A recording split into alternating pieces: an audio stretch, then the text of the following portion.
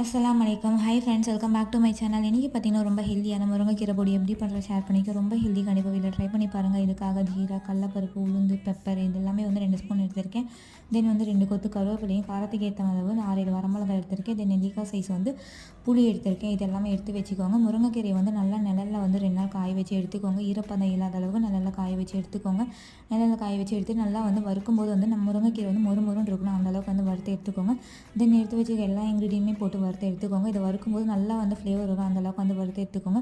இது வந்து சாப்பாடு கூட, இட்லி, தோசை இது எல்லாத்துக்குமே சூப்பரான காம்பினேஷனாக இருக்கும். உங்கள் குழந்தைங்க வீட்டில் எல்லாத்துக்குமே இதை வந்து ட்ரை பண்ணி கொடுங்க.